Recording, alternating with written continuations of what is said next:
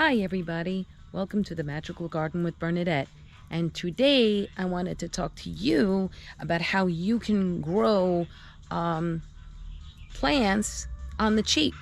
And what I mean about that is actually instead of cheap, it's actually free. So let me show you what I'm talking about, and we're going to be focusing on tomato plants.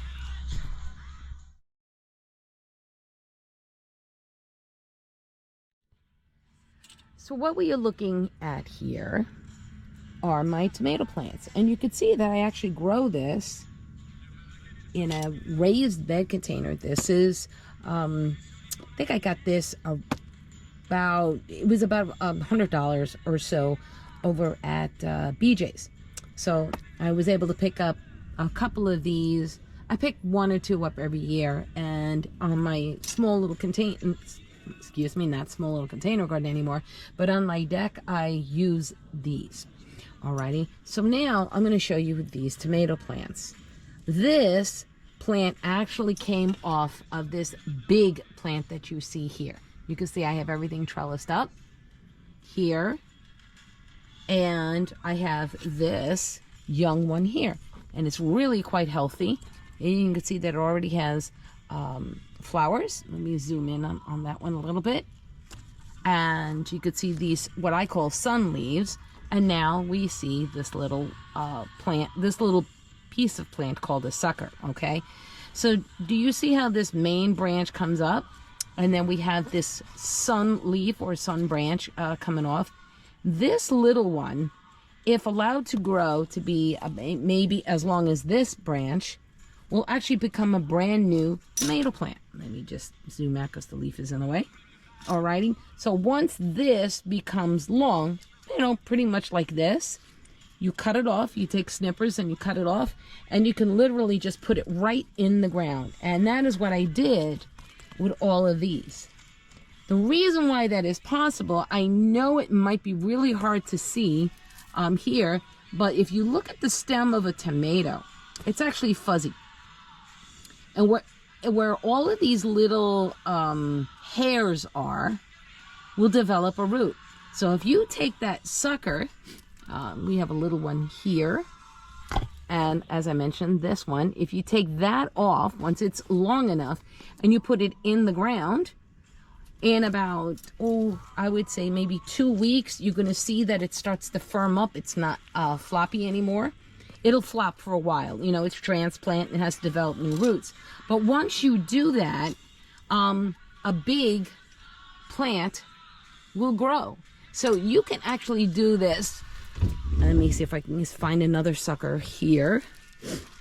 I probably did a good job of cutting. Actually, no, I messed up on one here. So this is what I call a sun leaf. This is the main branch, and this was the sucker, which now is already producing a lot of flowers. So I'm going to leave that. But I have the potential of making many, many more tomato plants out of that. As you can see, I have basil. I actually have to trim that in the center here so it doesn't blossom. You cannot allow your basil to bloom, otherwise the taste changes. So this was a sucker that rooted. This was a sucker that rooted, and so was this. So it's an experiment. It's actually my first year doing this, and I'm looking forward to see the results of that. So that's my way of getting plants on the cheap. So I made 1, 2, 3, and actually many more with the other beds that I have here. I probably have maybe 7 or 8 plants that I did not have to pay for. So as my tomato plants grew and the suckers grew strong enough, I cut them, put them in the ground, put them in deep, alrighty, and everywhere where those hairs are will grow a root. Once the root system is strong enough, or I feel that the plant looks really nice and healthy and has rebounded from its transplant shock, I have a good, healthy plant. And in my opinion, because I've seen this on many other videos and many other people do this, that these plants are actually stronger than even its parent plant because it's growing in native soil from the beginning. So its parent plant grew up in the soil that it is growing in. So it's a bit more robust, and what I'm going to do is just give you a little peek as to how my tomatoes are doing. And by the way, I am in grow zone 6A/B because I have a microclimate here on the deck, and we'll get into those things a bit later. But I wanted to encourage you to do this because, again, this is a very small place. Again, it looks maybe bigger than what it is.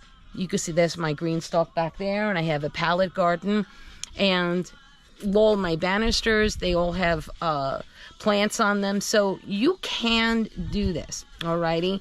In very little space, no matter how small or how big, you're able to do this, alrighty? So until next time, thank you for joining us here at the Magickal Garden with Bernadette. I would love to hear your comments. And if you would like us, subscribe us, pass the word around. I'd like to see the response from everybody. See what kind of comments and everything, and tell me what you're looking for as far as subjects that we can broach here. Alrighty, many blessings, everybody, and I will see you again. Bye-bye.